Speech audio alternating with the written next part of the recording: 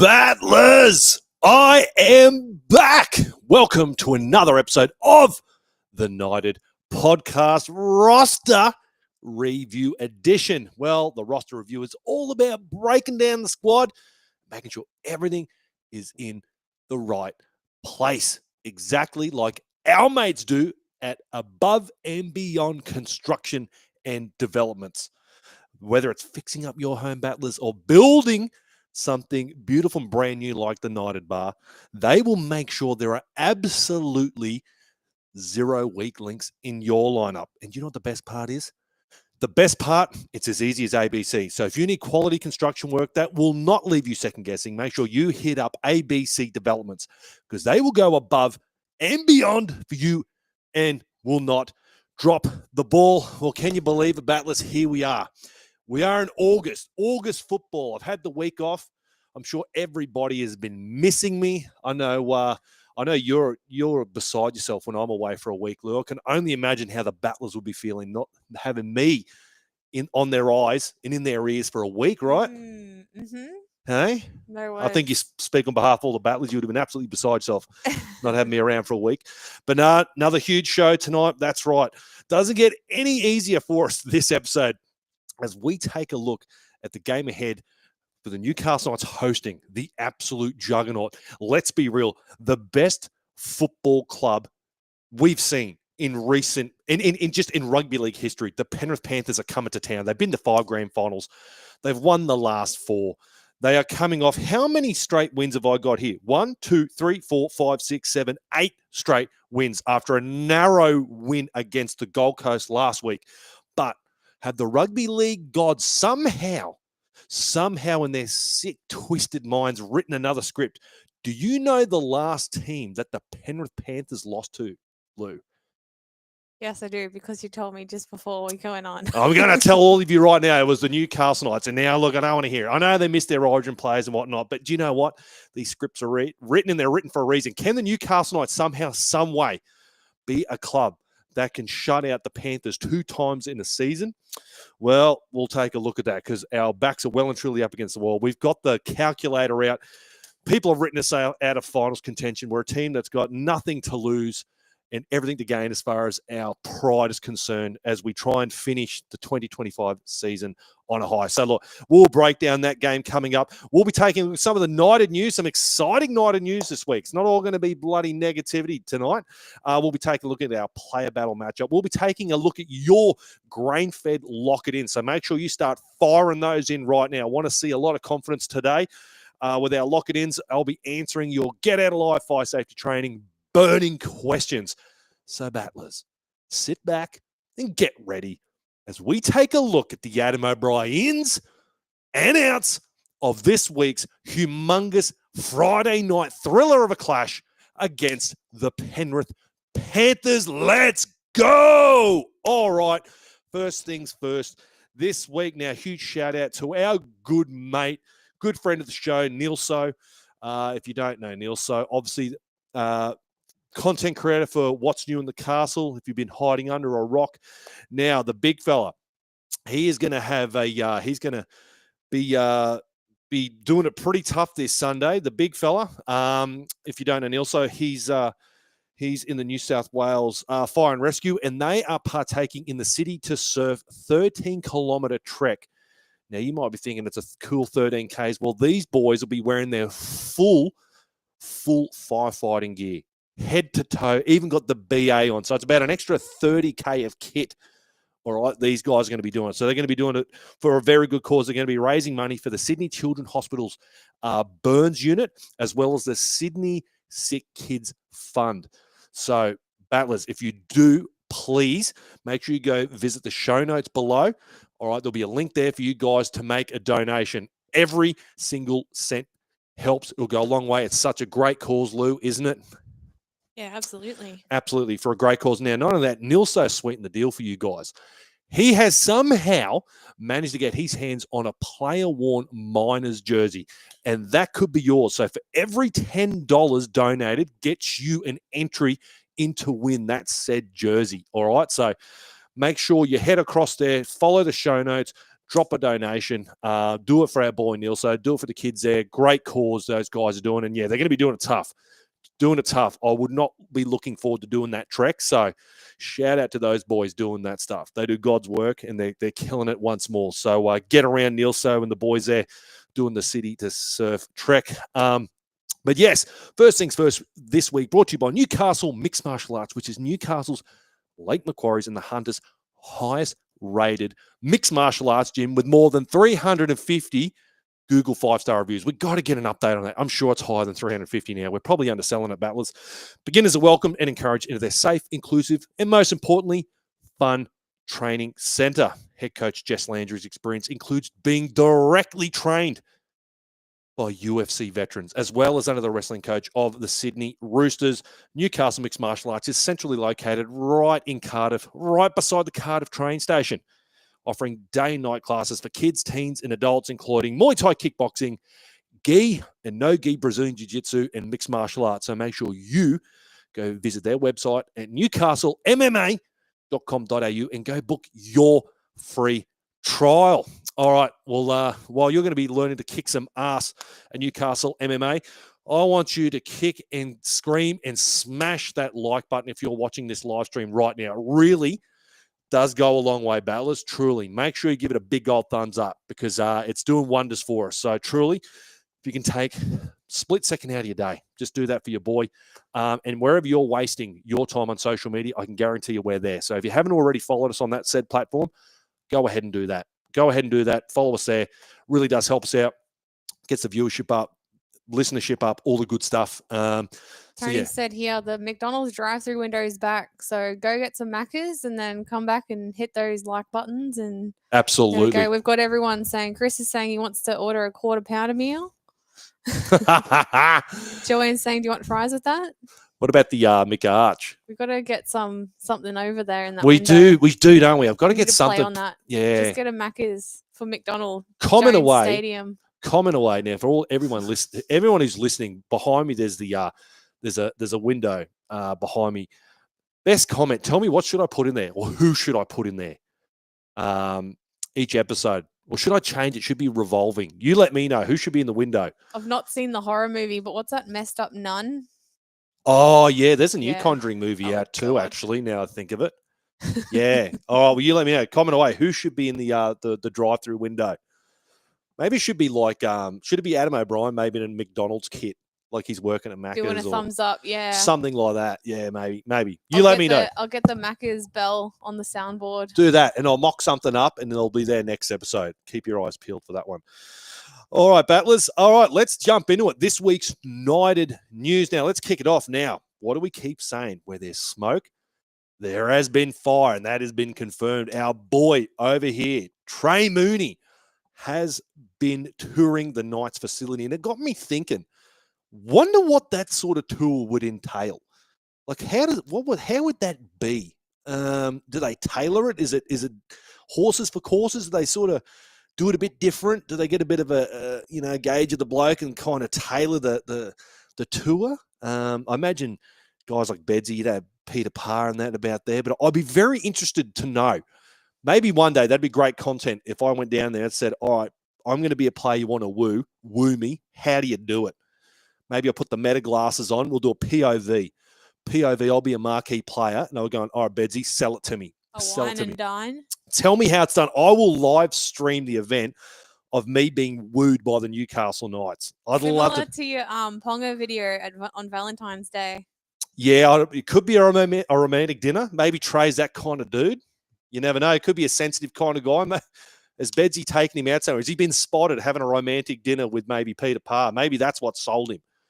But yeah, so look, how long have we been asked? How many times have I had $1 every time I got asked, Link, who are we signing? Who's a forward on the market? Who would we take? Well, this guy, Trey Mooney, is 100% going to be that guy. He would immediately be Leo Thompson's replacement. So you'd have Jacob Saifidi being the big alpha dog, and Trey's going to come in. He's going to be a pretty good replacement. Obviously stuck behind the most capped Raider of all time, Josh Papali'i, who's having another great season, playing Origin early this year. So the Raiders certainly having second thoughts, and so they should. I think it'd be an absolute travesty to have Josh Papali'i, go play a year or two in the Super League or just play for another club. He should absolutely finish his time at the Raiders. He's killing it. I'm going to be obviously a bit biased because I want my hands on Trey Mooney. But I think he's been linked to a couple of other clubs. I think the Eels popped their heads up too. But I would like to think we're in the box seat. I would like to think that if he comes to us, he knows he's probably going to get that starting job. He'd be short price favourites to get straight into that Leo's job. And I think that's what the rumours were initially when I first talked about this a week, was it 2 or 3 weeks ago, that there was whispers on the wind that Peter O'Sullivan had heard, that he was a bit unhappy with the amount of game time he was getting. Very limited amount of game time Ricky was giving him. So obviously couldn't contact him directly. So in a roundabout ways, he's found out if that may be true or not, and because he is contracted. But the Raiders have given him permission to go look around. So it's all above board. It's not like we're breaking the rules here. The Raiders have told him, look, mate, you're free to explore other options. So if I'm a betting man, I would be thinking Trey Mooney is not going to be at the Raiders next season, and I'm going to call it. I think he's going to be a Newcastle Knight. I think Trey Mooney in 2026 will be a Newcastle Knight, and he'll be filling in for Leo Thompson. So anyways, keep your eyes peeled for that one. Now, a guy that we do know is going to be here in 2026, Battlers. I know we had the week off. It's not really breaking news, but here we are. We're going to talk about it. Dane Gagai, Battlers. We did it. He's been re-signed. We all called for it every single day, every hour, every minute that passed where this man had not been locked up for a further 12 months was doing our heads in. We just couldn't believe it. He's back-to-back Titanium Forward Player of the Week. He has just been ultra competitive. He's bringing the intensity, the competitiveness, versatility, as we keep saying, sprinkled on top of all that. He is just finishing the season on an absolute high.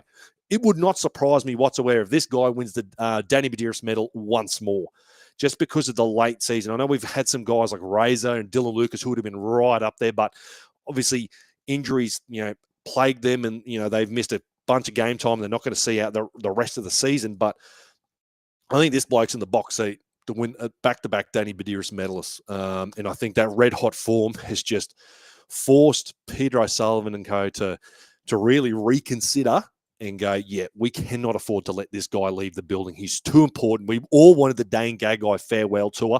We're going to get it. So that's something to look forward to in 2026. Let's make it a good one for Gags. He's finishing on a high. I can't see why he's not going to come back in 2026 and just absolutely pick up where he's left off this season. And it's great for these young guys. We've got guys like Fletcher Hunt, Kyle McCarthy, Connor Vitano, these young guys still coming through. To have this guy around for another 12 months is only going to bode them better long term. So not only having him on the field is going to obviously help us, but having him off the field with these younger guys is only going to help them too. So huge re-signing, a huge weight off our shoulders. It was going to break my rugby league heart had this man have left the building and gone played a season or two somewhere else.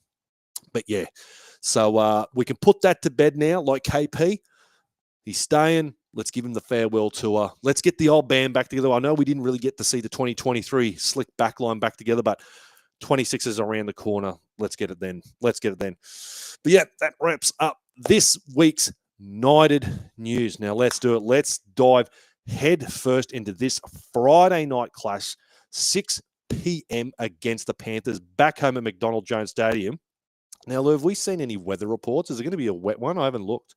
I will check that for you right now. Because, yeah, God, if it's anything like Magic Round, holy dooly. Haven't we had some wet old games down there at Mac Jones? Pardon me, Battlers. All right. Now let's kick in it.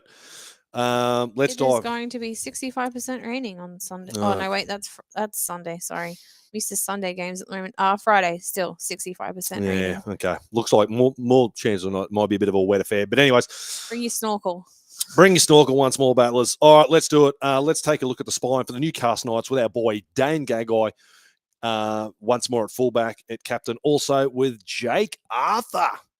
Jake Arthur making his debut for the Newcastle Knights. You let me know what you think. Huge talking point coming into this week. Jack Koga once more. We'll pair him in the halves with Jaden Brayley at hooker.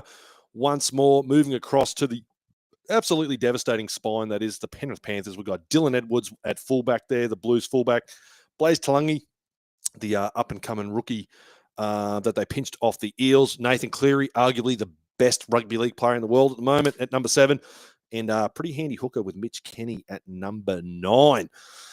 So, yeah, Jake Arthur, for those who don't know, you're going, who is Jake Arthur? Where did he come from? How do we have him? Well, I'll tell you, I'll remind you, 22-year-old, 64 NRL games. That swap deal we did with Paul Bryan. So, Paul Bryan, that tough bastard who popped his shoulder out. He signed with the Seagulls, so we just did the deal. You guys get your hands on Paul Bryan early. We get Jacob Arthur, another half of the building. Last played round 12. So his last NRL appearance was round 12 for the Seagulls. Obviously appeared in that 2022 grand final, coached by his father against the Penrith Panthers, scoring a late try in that game. I know it was pretty lopsided, but look, I don't mind this. I feel like, what do we get so many callers asking for, Lou, about blooding in young players, right?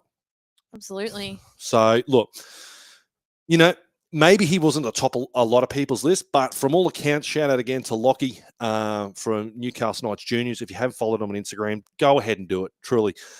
He's been giving him huge raps. He's thinking he's playing really good games in Cup, so clearly he's impressing enough to sort of make his way into it. And let's be honest, we're in territories now where let's just shake shit up. We know the halves were very disappointing, against the Raiders. It was a big old reality check there. Tyson Gamble, I think we all knew there was no chance in hell he was probably going to get picked once more after a pretty lackluster performance.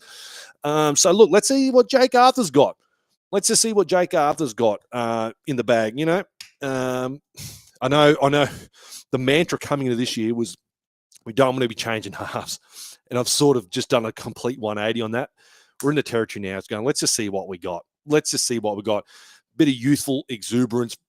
It might spark something, battlers. Who knows? We're at that period of time there. Dane Gagai, as I said earlier, back-to-back Titanium Forge players a week. He's been absolutely stellar. So I'm sure he's going to be bringing that once more, just working on and off the ball there. He's just super involved each and every week. Now, what I want to talk about is you go and Link, how on earth are the Newcastle Knights possibly going to beat the Panthers, right? I'm sure everyone's sitting there going, Link, seriously, mate, take those rose-colored glasses off. Well, where there's a will, there's a way. And what we're going to make our greatest weapon going into this week is we're going to be a team that everyone's just you've given us no chance, no hope. We've got nothing to lose. We're back home. We've got nothing to play for but pride. We haven't won a game in God knows how long, up against a team that's, what did I say, 6 or 7 straight. Now, it's going to be the attack. And what we're going to do, I want to talk about block plays. And what a block play is going to do this week, they're going to block points. We want to avoid that. Teams this year, what they're doing when they're getting down into the inside 30 of the Penrith Panthers, what they start running block plays, right? And what's that going to do? It's going to stifle the tempo of your attack. And what it's going to do, you're going to have the half sort of hit a lead runner, and then you're going to have that outside back or a full back running a sweep play. And what are Penrith going to do? They're just going to eat it up, because that's Penrith just strive. They thrive on that structure. They thrive on it. They just drilled these defensive systems in these defensive shapes. They just read it like a book. They just read it like a book. Guys, Martin, Tago, Sorensen, the fucking list goes on. These blokes rarely bite on a decoy play. All right? So the block plays just slow the tempo down, which will just only help their defensive line slide. That's all it's going to do. Now, even if the pass is slightly off on these block plays, let's be honest. The Newcastle Knights attack hasn't been slick at all. And all you're going to give them really is you're going to give them a chance to either intercept or you're going to knock it on. And we all know the Penrith Panthers are a far too classy team. They're just going to punish us. They're just going to punish us with the poor play like that. So you're just going to give up the momentum, and you're just going to allow the Penrith defense just to compress and get the numbers in and just shut down every play. So what are we going to do instead? You're going, Link, what are we going to see? When we tune into the Knights Watch, what are we going to want to see this week? I'll tell you what we're going to see. We want to see direct, hit short, flat runners with speed. All right, that's what we're going to do. We're going to be kicking early. All right, especially behind their line, 3rd or 4th tackle. Get them turn around. Those short play sides, get their defense turning and scrambling, avoiding those sweep plays inside the red zone. They're just too well drilled, the Penrith Panthers. We cannot be doing that.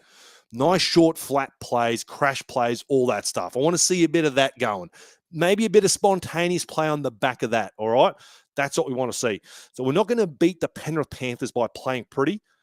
We're going to beat them by being bold, fast, and creating absolute chaos. Structured shape is exactly what the Penrith Panthers want.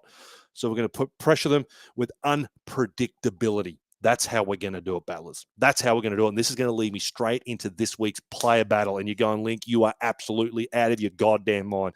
Well, you know what? It's August. And maybe I am out of my goddamn mind. But this week's player battle, I've got Jack Koga going up against Nathan Cleary.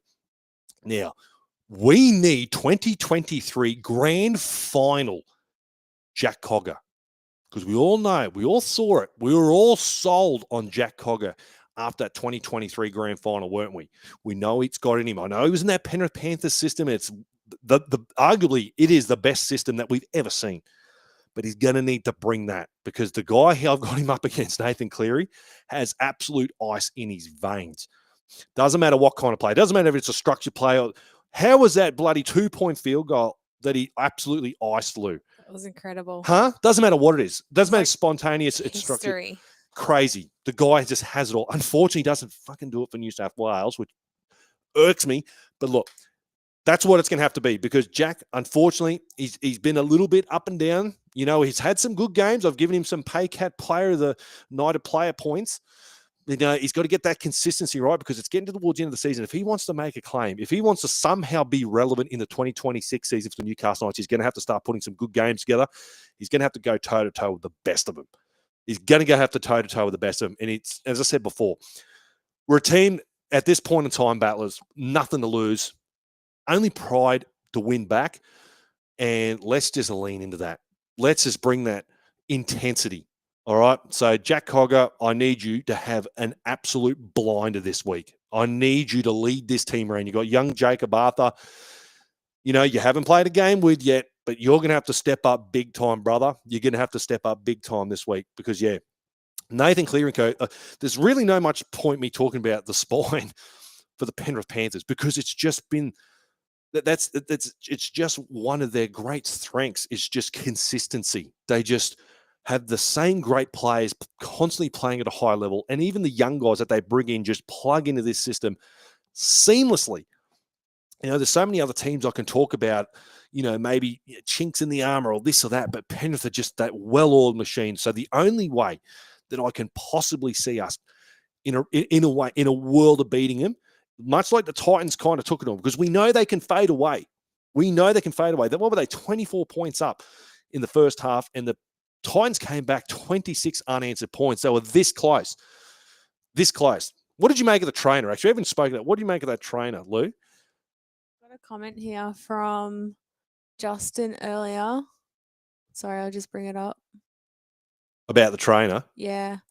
There's one person who won't be there in the Panthers trainer, is the Panthers trainer who's been suspended for 5 games and the club fined $50,000. I genuinely don't believe at all that was like intentional. I'm probably in the small minority here.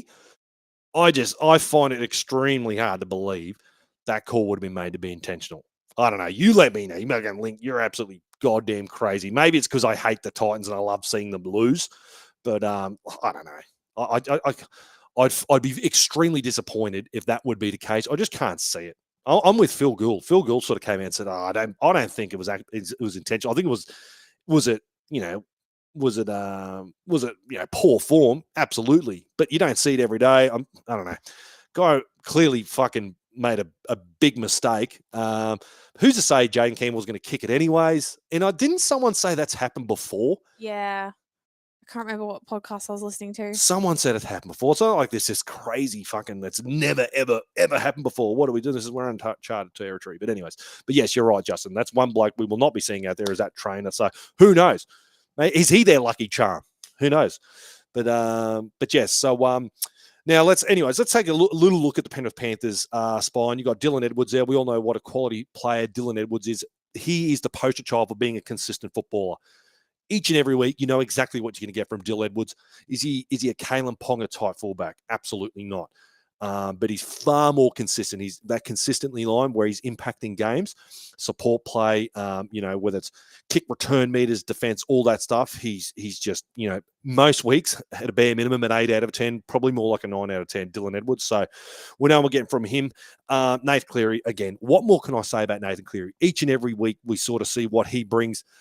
When you're the number 7 in a team that's gone to 5 grand finals and won 4 in a row, we've all seen it. There's not much more me talking about Nathan Cleary, let's be honest.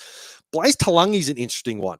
Now, we know that he's lost Jerome Luai to the Tigers. We all love that soap opera. Lockie Galvin up against Jerome Luai. That was a good one. Blaze Talangi. Now, this speaks more to the Penrith Panthers system. He was a guy that they brought in, highly touted guy. Did they plug him in straight away? No. They just let him cool, let him sit in Reggie's, do his thing there before they introduced him, brought him in, and now he's starting to find his groove in this team. But one thing I did note, he's got the 5th highest missed tackles in the NRL, only an 83.1% tackle efficiency. So that is going to be something I'm sure Adam O'Brien and Blake Green have looked at. Is the little chink in the armor, and that's going to be Blaze Talangi's defense. All right, so let's hope we get some back rollers hitting him all game, much like we want to do Nate Cleary as well. Want to be trying to tire that guy out. Obviously, kick pressure is going to be absolutely huge on that guy. You do not want to give that guy any time and space, even though it seems an impossible task. Even he sort of thrives even with minimal time and space, Nathan Cleary. It's what makes him so great. It's what made Andrew John so great. He just seems to be playing at a different time-space continuum, so to speak. But yeah, we're going to have to, obviously, the more we can get him tackling, the more kick pressure, the more less in that space, which we all know halves thrive on is time and space. It's going to go a long ways to us shutting down the Penrith Panthers' attack, stifle their rhythm, and hopefully stop them from scoring too many points on us. Because, if this Penrith Panthers team starts getting on a roll, it is going to be an awful job to try and stifle and bring that back. But anyways, let's move along, shall we, to the backs. For the Newcastle Knights, we've got our boy Dominic Young parked up on that right wing with our boy, the Fletcher Hunt, the flying mullet once more. Bradman Best, an absolutely monumental inclusion this week. On the left center spot there with Greggy Marzu on the left wing. Moving across to the Penrith Panthers, we have Brian To'o and Isaac Targo on the left edge with Casey McLean, Tommy Jenkins. Now, I think I spotted a fucking comment in there. There's a bloke that's absolutely been roasting me about Tom Jenkins. Bring it up. I'm gonna forefront it. I saw it there earlier, Lou. You pinned it. I'm not going to avoid it. I'm all about accountability. Here we go. Read this one out. From Nath. Any news on old mate that signed from Penrith, former Tigers player? I'm pretty sure if I recall, he's a handy pickup, mate. Is that, I'm assuming, is this the bloke that's been roasting me about Tommy Jenkins? There's a guy I've been seeing. He's been absolutely pizzling me. I'm pretty sure he sent me a couple of DMs of that. If it's not you, apologies. Tommy Jenkins, leading try scorer for the Penrith Panthers. He scored 11 from 17 games, 5th in the NRL for line breaks, 18 line breaks in 17 games. Absolutely crazy. This just goes to show you the Penrith Panthers system. We all looked at Tommy Jenkins and we thought, oh, God, Milky, we were sold a dud. He didn't look good, and physicality wasn't there. Just, he just looked so underdone, and we had such high hopes for him because what did he score? Like 5 tries in 6 games, I think, the stat that constantly got around. And then heads back there. I think he was languishing. I don't think it was even New South Wales Cup. I think it was even below that. I think it was in the wilderness, and then Ivan's thrown him a lifeline again, and he's been rewarded. And wasn't he? I'm pretty sure he was in Blues camp at game 2 or 3. Absolutely fucking incredible. Like Gemat Shibasaki. Why do these guys come to us and they don't perform, and then you see them late, like seasons later or the next season, killing it? Yeah. Anyways, Laurie said it's amazing the difference coaching can make. Yeah, I didn't want to go there, but yes, it shows you how he's resonated with Ivan Cleary in that coaching system. And let's be honest, like it'd be very hard for any player not to get better under the Penrith system. But geez, he looks like a completely different player. Completely and utterly different player. Talking about a 180. He didn't even look like a first grader when he was with us in the handful of games he played. So, Tommy Jenkins moving the needle in the right way for the Penny Panthers. Obviously, he's scoring the most amount of tries in an absolute juggernaut of a team. He's going to be doing some stuff right. Dominic Young didn't get a lot of chances against the Raiders. We were definitely left side heavy last week. So let's hope he gets a few more opportunities. But I tell you what, the lethal left, it's back. Bradman Best. I know our boy Fletcher Hunt. He had a bit of a mixed bag of a game, particularly in defense, but at attack, we all know what he can do. But Brady is a totally different beast. And we know that he just unlocks Greggy Marzu, the big G train. So let's hope those two boys coming together can get things rolling once more on that left edge there that we all know and love. But it's going to be an almighty battle, though. We've got Greggy Marzu, and we keep comparing him to this other bloke who I believe, honestly, I think he'll go down as the best winger that we've ever seen. I genuinely think he'll go down as the best. Brian To'o. I don't think he's got a hater in the world, Brian To'o. He just seems the most universally loved footballer. I think Queenslanders secretly love him. Might even be secretly. He might just openly love the bloke. Just, much like what I said about Dylan Edwards. The guy's just kick return meters, tackle breaks, all that stuff. He has changed the game. I could talk about what Billy Slater did for the fullback position. Well, Brian To'o has certainly evolved the modern wing into one of these, the whether it's the first or second tackle carry is just so utterly important. And Brian's just written the script. He's the guy that's sort of changing the way wingers play in the modern game. And Greg Marzu, for a long period of time there, particularly in that 23 season, was just about a clone of Brian To'o. Some of the numbers he was posting. So obviously going to have a job on our hands. So Tommy Jenkins and Brian To'o, obviously two very different wingers, but both playing outstanding football at the moment. So plenty of strike in this Penrith backline. I know a lot of times heading into these games, we feel like that's the Newcastle Knights' strength. We feel like the outside backs have got their number. Well, geez, Penrith are going to be pretty darn handy. So plenty of points out there, and they're playing confident football when they're going to the boys at the back. All right, let's move along to the big fellas. Kai Pearce-Paul, try scorer against the Raiders in our last appearance there with Jermaine McEwen. Now he has got that starting right edge back row spot, which we're all loving. Leo Thompson will partner up once more with our boy J-Saf, and Phoenix Crossland once more locking down the middle in that 13 jersey, which we all love.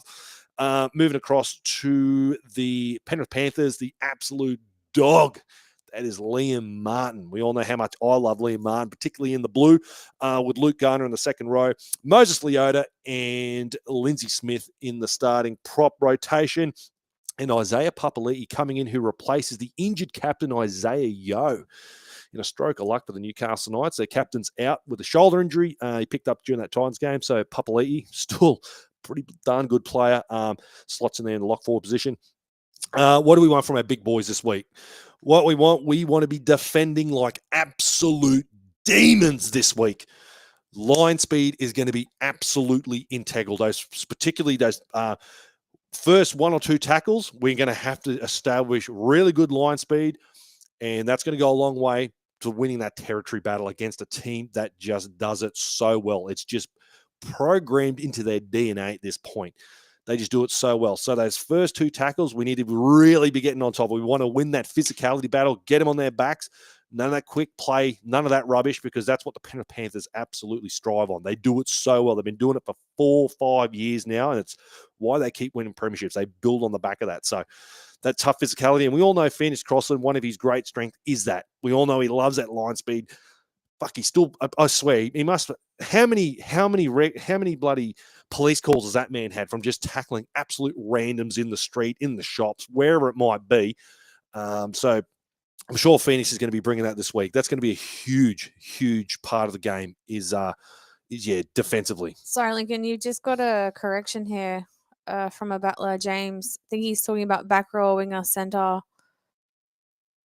Sorry, you can pronounce that name. Kepaoa. I don't know, mate. You've stumped me there. From the Tigers that the Panthers signed. Don't know. We'll circle back to that. Yeah. Circle back to that. But yes, obviously, Jermaine McEwen, we all love what we've been seeing from Jermaine there. He's going to have a big old job on his hands. I'm pretty sure he's going to be marking up against Liam Martin Liam Martin, an absolute weapon, an animal. Going to be an interesting matchup there. I'm pretty sure, yeah, he would be, because I think Martin plays on the right edge. Jermaine on the left. So that's going to be interesting to see how Jermaine handles that. But yes, obviously Leo and Jacob, by far our two best props. Let's hope they start well. They're going to have to against a really, really handy forward pack for the Penrith Panthers. Even though they lost Fisher Harris, a huge monumental loss for the Penrith Panthers, for them to continue this surge. Let's be honest, they're bashing on the door into the top 4 now for a team that languished. As I said, they won that Vegas game, and I think they won 5 straight losses, as I said at the start of the show. And we're all sitting there, even stupid old me. I remember being asked early on in the year, they're going, "Oh, Link, who's some teams you reckon the Knights could beat?" And just foolish me just said the Panthers like willy-nilly, like, "Oh, yeah, they're fucking terrible this year." Well, yeah, you can't write off a team like this. They deserve to start slow, and you should never write off this team. Any other team, you could be forgiven going, yeah, they've been up for so long that you could put a line through them.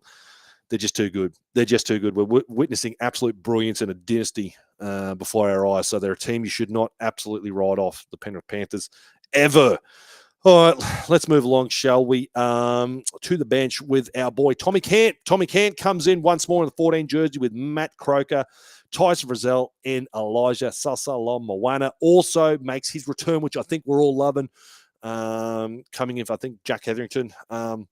Anyways, moving across to the Penrith Panthers, we've got Brad Schneider, Liam Henry, Matt Eisenhuth, and Scotty Sorensen. So very, very capable, handy, versatile bench that Ivan's named once more. Obviously, he's a fucking master. He's a master. And you just know these guys, it wouldn't matter who he bloody picked, honestly. He could probably pick 4 blokes from Flegg and they'd come up and do a bloody outstanding job. That Penrith pathway system. Lou, I've got to stop glazing our bloody opposition so much. I'm so jealous sometimes. I revere the great things some of our opposition teams do that I don't know. I shake my head and just go, why? You dream of your fantasy team at night. Oh, why can't I know it's there. It's the blueprints there for the Newcastle Knights. How much do we want to see just the Penrith Panthers pathway system just be adopted into Newcastle? I think it is happening, the Peter Parr effect, but yeah. Anyways, much like we said last week about, I think it was Chris rang up and said, we want to see some new guys develop them. Well, Elijah's one of those guys. He got rewarded there with a contract extension. They obviously got big plans for him shifting from the back row into the middle in New South Wales Cup. So he's going to be a guy that we really want to get some games and reps in. So I'm expecting him to probably play the rest of the year out off the bench, dude. I think he's going to be a guy.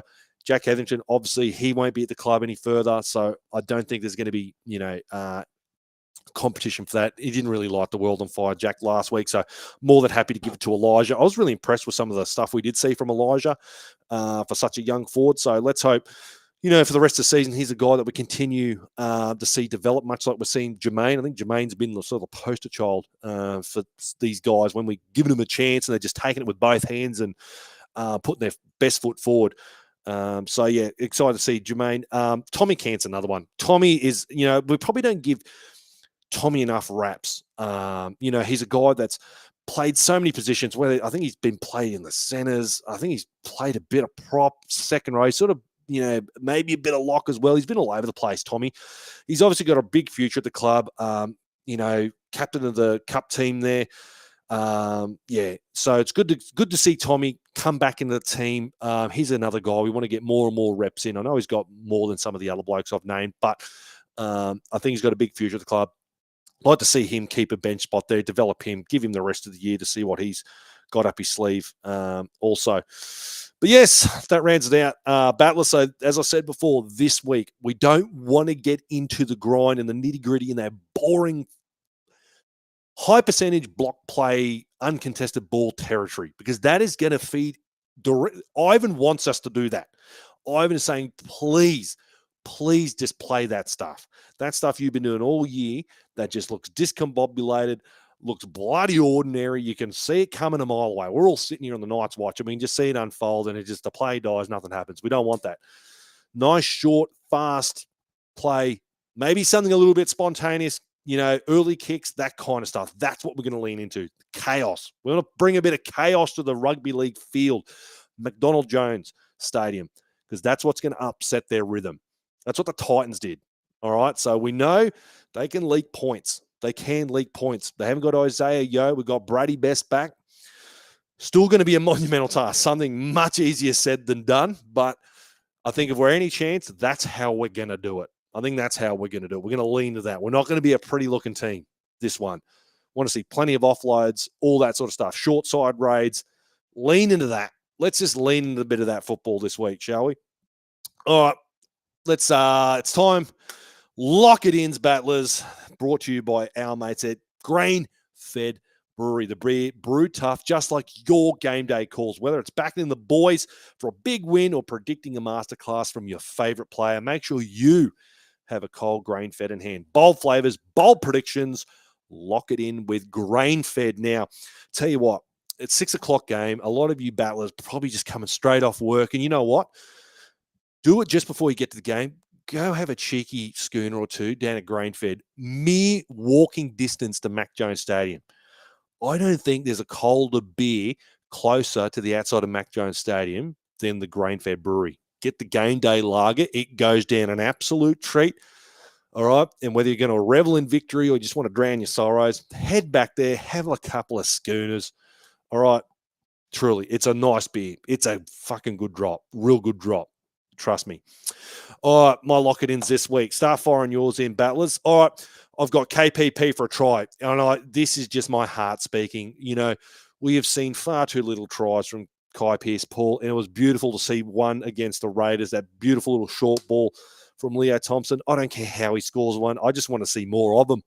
Just want to see more of them. So lock KPP in it for a try. I know, what was it last year? Every fucking week I was locking him in for a try. Well, I'm back in those territories. I might just cement that one in right now. Brady Best, triumphant return. He was just stacking up some absolute mega performances. I think once more that left is going to come to life once more. Expect him to finish strong the end of the season, so lock him in for a try. 15 offloads for the Newcastle Knights. Want to see plenty of that second phase play. Getting that tied middle working more and more and more. So 15 offloads, want to see a bit of that. Not only that, I'm going to be a bit adventurous. 80 to 85% completion rate. I know we had a diabolical completion rate against the Canberra Raiders, and you're thinking, Link, you're going to go to 15 offloads. It looks like it's going to be a bit of wet weather football, and you still want plus 80% completion rate. That's what I want. That's what I want. You're thinking, Link, you're an absolute idiot, pal. And I am an idiot, but that's what I'm locking in. I've also got the Knights to score first and last once more. That's just a staple of mine. Get me out of my seat nice and early. Get me excited. Fill our hearts with hope, should I say. And yeah, lock it in, battlers. That's it for me. What have we got? What are the battlers got, Lou? Feed me some. Jeez, all right, what do you got here? Jacob Arthur, 2 tries on debut. How good would that be? Brady Arthur will be just slamming down the game day lagers, mate, if that's the case. A 40-20, love it from Jake Arthur. He's got a pretty handy boot on him, so don't mind that one, mate. 2,000-plus run meters for the mighty Newcastle Knights and Knights to win the possession battle, 55-45. Whoa, shit, that's huge. That's massive. Okay, all right, Justin. Knights 13-plus winners. Knights to score first and last. Holy shit, Justin. Everyone's thinking, has Justin been on the game day lagers when he put that one in? Loving it, mate. Love the confidence, pal. Chris, what do you got, big dog? Young anytime try scorer. And he's got Milky as well. Milky Jenkins, mate, leading try scorer. He's probably paying next to nothing there. But, yeah, lock him in for Milky. He's got the Knights to make 30 to 35 tackle breaks, mate, with Brady Best back there.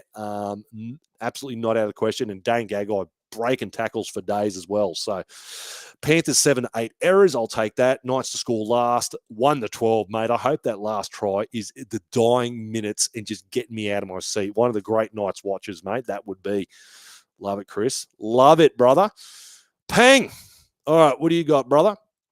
Dane Gagai, first try scorer. Love it. He should be rewarded with the first try scorer. A Brady Best Hattie. Mate, we are long overdue for a Bradman Best Hattie. It'll give us something to cheer about.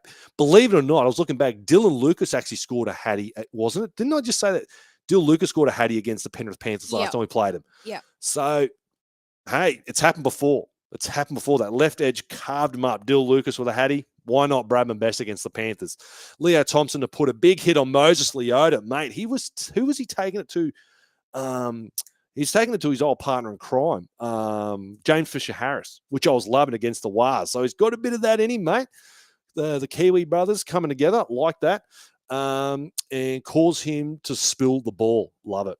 Awesome. Bit of a confidence filler. Yeah, while we got Leo in the building, fuck it, let's see some big hits. I'd like to see Fletcher Hunt try again. Thanks, mate. We're a bit overdue for it, aren't we? Bit of an aerial one. Maybe is it maybe a Jacob Arthur link up. The young fella's getting the job done. Bit of a spontaneous aerial threat attack. Maybe. All right, is that it, Luke? Just one more. Fletch Hunt for an air ball try. Fuck yeah. Every day of the week. That'll be a staple for a long, long time to come. Laurie, all right? Trust me. That'll be a thing for the Newcastle Knights most weeks once we're up and humming. All right. Very good, battlers. Very good. All right. Let's answer some of your get out alive fire safety training burning questions. Doesn't matter if you're working in a business or not, battlers. Chances are you probably are not prepared for fire and or emergency, because I tell you what, that shit ain't going to throw some boring ass block play at you. That is going to just throw you a curly one out of nowhere. You know, you want to be like the Penrith Panthers. You want to be equipped, prepared. You want that just engraved. You want to know what to do, when to do rest. Well, you want to get the Ivan Cleary of trainers, and that's the folks at Get Out Alive Fire Safety Training. So for plans, training, procedures, they have you covered. All right, so make sure you get in contact with them to get all that sorted for you. All right, let's kick it off. What have I got to answer this week? Brett's asked, what's your thoughts on Jake Arthur? I don't mind it, mate. Now, look, I know there's all these silly comments like, oh, well, we got him, blah, blah, blah. You know, he was an unwanted half, blah, blah, blah. Mate, it was a no-brainer. Like, Paul Bryant, now he got injured. He wasn't going to play a game for us for the rest of the year. The Seagulls clearly wanted him early. And we got something for nothing. If we decided not to do that deal, what? We're going to hang on to a forward who can't do anything for us while he's rehabbing a shoulder. So it was a free roll of the dice, so to speak. Get a guy in, who knows? See what happens. We're at that point of the season where people are calling for change. It's always one of those things, isn't it? You got half the crowd calling for change. Then when you do give them change, they bloody whinge about it. So let's just back him. He got to the grand final in 2022 with his dad there as coach. So the kid can clearly play. He can play. 22-year-old, 64 games. Obviously, he's certainly not a completed product. He's got, a long way to go, and he'll even tell you that. He's only young into his NRL career. So for a guy to be playing, when was that? If he's 22 years old, and how long ago was 2022? 3 years ago? Yes. Right. So what's that? Fucking 19, 20, yes. 19 years old or something. Like, that's fucking insane. So who knows, mate? Who knows, brother? Just got to back him. He's a bigger Ranger kind of guy. Let's just see what he got. Because sometimes the youthful exuberance is exactly what you need. What do I keep saying about, come on, Kyle McCarthy? He clearly didn't get the memo last season about contesting high balls, and he gifted our boy Kai Pearce-Paul a try. You never know. He might have got some of these memos and might bring something to the table that we're all going to love to see. Alrighty. Big one from Pang. Despite them playing different positions, what similarities do you see between KP and Nathan Cleary? I see some similarities, like both are calm under pressure, laid back, both can come up with miracle plays. Example, I guess the difference would be KP is a flashy, dangerous runner and might be better at creating stuff out of nowhere. Nathan might be a better organizer and more consistent. What do you think? Absolutely hit the nail on the head, mate. Yes, they're both they're both elite level talents, but for very different reasons, aren't they? Kalen Ponga, unequivocally, prime Kalen Ponga, which we saw in 2023, with no injury, coming back, playing confident football, is by far the most dangerous footballer on the planet. And I won't hear anything else. It sparks something from nothing. And that's just individual brilliance. We all know the step, the pass, all that stuff. He just gets defenders in two minds. He sells a lie. His eyes are looking this way, and before you know it, he's just throwing something at you, and he's off this way. Just individual brilliance. And then you look at the flip side, and it's just the absolute footy IQ, isn't it, of Nathan Cleary, and just those pressure moments continually. Like, KP is a big game player. He hasn't certainly played anywhere near the amount of big games as Nathan Cleary has, like finals performances. Like, geez, how many finals games has Nath racked up? It's fucking incredible. Big game player, super composed. You look at the 2023 grand finals, a prime example. Dan, 18 points. I think it was the greatest halftime lead to be mowed down, which is absolutely insane. I was even sitting there, and I hate the Broncos, thinking, Christ, yeah, they've done it. It's just a bridge too far. The Penrith Panthers have been up for this long. You can kind of see it. They've come so far. It is what it is, but he reined it in, individual brilliance. I know he hasn't done it in the rep arena yet. That's the one last crusade for Nathan Cleary at this point, but there's no denying, mate. He's done it to us so many times. I keep saying it. Round 7, 2023, very similar circumstances to what he did on the Gold Coast, a 2-point field goal. He kicked a bloody field goal against us, and then in Golden Point, we didn't even get a right to reply, just iced another one to win the game. I know that we gave the boys a standing ovation, and the rest of it, we really took it to them that game. But yeah, bro, he's undoubtedly elite. They're very elite level players for very different reasons. But yes, the one thing they do have is they impact football games, and they're very cool, calm under pressure, and huge footy IQ. But yeah, the one thing is, KP's strength is just that individual brilliance of just the ball running ability. Is just there's none like him, brother. There's none like him. Peak KP is just fucking something else, dude. Question from Liam. Do you think KP is able to play 7 next year? There's more and more chat of this. Yeah, there is, hey. I don't want to see it. As I said, truly, like, Kalen Ponga this year, I think it's really been underestimated, the injury struggles. We know he had the rib cartilage thing going on, which was clearly hampering him. So that's why I kept saying, don't try and compare 2025 Kalen Ponga to 2023 Kalen Ponga. I think if you're going to go in looking like that, you're going to be disappointed. But yeah, man, I don't know. I think we truly, on his day, if he's got the tools around him, he's unequivocally the best fullback in the world. In the world, he can do it. It's just, this year the attack's been so bloody poor. 23, the stark difference between only 2 seasons ago, I kept saying we were the best attacking team in 2023. We've done a 180 with the bloody worst. In 24 months, we've just gone completely and utterly backwards. So, yeah, mate, I don't know. I'm waiting for someone to tell me why Fletcher Sharp can't do it, truly. I keep saying it. 2026 Newcastle Knights spine is going to be a little bit unconventional, but I think we can make it work. I think because we've seen a couple of games where we've had those dual running threats either side, and you sprinkle that Dill Brown magic in there. I think it'll work for us, man. I don't think we're going to be like a Penrith or a Melbourne conventional 7 type player sort of system. I think we're going to be a more running type team, which I'm excited by. I feel like we could really lean into it, because when we have done, we've really done some damage to some teams. So, but yeah, for me, mate, I don't think so. I don't think he's a 7. I think he could do it if he put his mind to it, but I just want to see him at 1, dude. I love it. Kalen Ponga, fullback. Justin's asked, what is happening with the Frizzs contract? It's gone pretty quiet. It has, hasn't it? Yeah, it's much like what we're saying about Gags. It feels like every day that it drags on, it seems like the chances are diminishing that he would be staying at the Newcastle Knights. So, don't know, mate. I don't know whether that ship has sailed, or, the Knights is playing hardball and they're just, this is it. We're not going to give you anything else. Or, I know his agent was looking at possibilities elsewhere. So maybe he's weighing up. Maybe he's got a few offers, and he's just, he might even go, give me till, a month or so to make a decision. He might have all the cards in front of him. He's just, wait and see scenario. Who knows, pal? But yeah, it's another one, isn't it? It's the last one we're looking at the moment. So let's hope we get some news on Frizz soon. Christopher's asked, what do you think Connor Vitano being our next fullback, as I'm on the Sharp at 7 train? Yeah, mate, absolutely. absolute weapon of a player. We got a bit of a glimpse of him in trials football.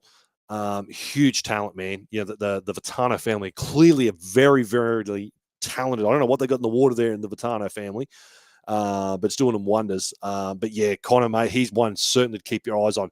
If he hasn't made his debut, you know, whether it's through injury or suspension or something this year, he is going to be another guy to keep a very close eye on in trials football. Be very interested to see where he comes into the mix of things, because we just haven't seen enough of him. But what we have seen of him when he's played trials and that, and mixing it with the first graders, he's been impressive, man. And the Knights have want to keep him. They absolutely want to keep him in the building, and so you can see why. He's a very talented football player, mate. I'm sure he's going to have a very, very long and successful career, Connor Vitano. It's a shame we lost his brother to Melbourne, but he'll kill it down there. Going back to Jake, Sal's asked, if Jake puts on a good performance, do you think we would resign him for another year? Ooh. I tell you, there's so much to play here, because if you know, we all know there's the rumors about Brad coming to the club and his brother's here. Don't know, man. I don't know. I'd have to have a look at the top 30 squad. I know there's not many spots available, man. I really don't know. He would have to be really putting his best foot forward. He'd have to really string some very good games together. Yeah, I don't know. I think, you know, I'll put my tinfoil hat on and go, is this a bit of a conspiracy, getting Jake into the building, you know, to sweeten the deal, to maybe get Brad to the club, but then Brad and AOB go way back. That kind of complicates things. It's just so, I don't know, man. I don't know. Look, if he plays some great football, absolutely. I just have to look at, you know, where we're at, because I know you still got Cogs, you still got Gamble at the club. So yeah, just have to see. I'd have to look at the top 30 squad, but if he plays some really, really, really good football and comes in and plugs in and does a good job, yeah, why not? Why not? Laurie's asked, do you think we play our best not following AOB's plan? Oh, I think it's so hard, Laurie. You don't know if it's the plan or it's, you know, I don't know. It's so hard to tell. You can only speculate. And let's be honest, it's not all AOB's plan. You know, you got an assistant coach there in Blake Green, who is the attacking coach. That's his job. His job is each and every week to look at that and build the attacking playbook and, you know, coach that into the team. So he's a big part of the equation too. I know from the outside looking in, it kind of looks like when we do lean away from it, we play better. Whether or not it's the opposite, maybe that is the playbook and they don't feel comfortable.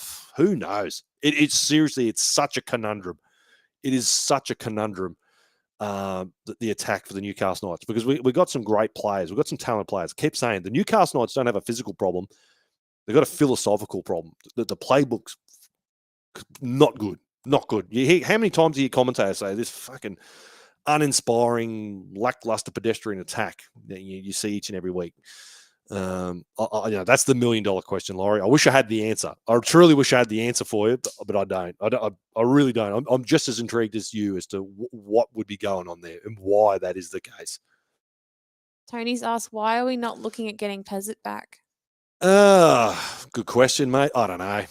Maybe I don't know. They might be miffed going, well, we did offer this guy a really good deal and gave him the keys to the castle, so to speak, and he still turned his back on us. So they're thinking, well, if you didn't want us then, why would you want us now, kind of thing. I could kind of understand that, because he came through the Knights system, so everything was in line for it, really, wasn't it? It was a very strange decision, because you think surely if he was hinging on Jerome Hughes either leaving or retiring, fuck, you know, that was long odds for me. I was thinking for sure he's not going to be there. He's going to sit behind him for a year or two and then going to move on again anyways. I don't know. Maybe he just wasn't confident at the time, you know, the step up into the NRL arena. You know, there's obviously a bit of a backstory there between his father. He was the guy that, you know, was a bit of a fall guy for the whole Adam O'Brien, you know, Nathan Brown thing, if you cast your minds back 6 or so years ago. So I don't know if that's, I know when we were negotiating, I think it was late last year with him. Apparently that was put to bed, and his dad gave his blessing for him to come back to the Knights. I don't know. I don't know, man. I'm not losing sleep over losing Peasant, man. To be honest with you. Last comment from Chris. He just said, hopefully they can win on my birthday. Oh, Chris. Well, mate, join the Knights watch and I'll sing you a happy birthday, mate. How's that? What a fucking birthday gift, mate. That would be a fucking Knights first. Jump out of a cake. It'd be a fucking big cake. God damn. Feed a fucking fair few people that cake. Holy shit. Oh, Battlers. All right. If you've liked the show, make sure you give it a big old thumbs up. Battlers truly goes a long, long way. It really helps us out. And if you can do so, if you're listening to this podcast afterwards, all right, I'll go take some classes at Newcastle MMA and I'll come down and give you an ass kicking. If you haven't already given me a 5-star review, all right, so make sure you go do that if you're listening to after this on Spotify. And yeah, wherever you're wasting your time on social media, we're going to be there. Follow, subscribe, like, all that good stuff. Yes, make sure you're tuning in. We're going to be going live probably about 5:45. So, once you come home from work, have a shower, have something to eat, maybe, crack a cold one, pour a nice bottle of wine, whatever it is, then come tune into the Knights Watch. All right. It's fun. You don't have to fucking listen to Blocker Roach or Mick Ennis. You can fucking listen to me and jump in the fucking chat with the Battlers. Far better alternative than listening to those blokes. All right. I'm sure they got one of those two blokes on the rotation. So if you want to avoid that, jump in. It's good fun. Hopefully we get a big upset. Who knows? We've had some absolutely historical moments on the Knights Watch. So come along for the ride. With us. All right, Battlers. We'll look until the Knights Watch on Friday night. I'm getting the Adam O'Brien out of here. I'll see you then.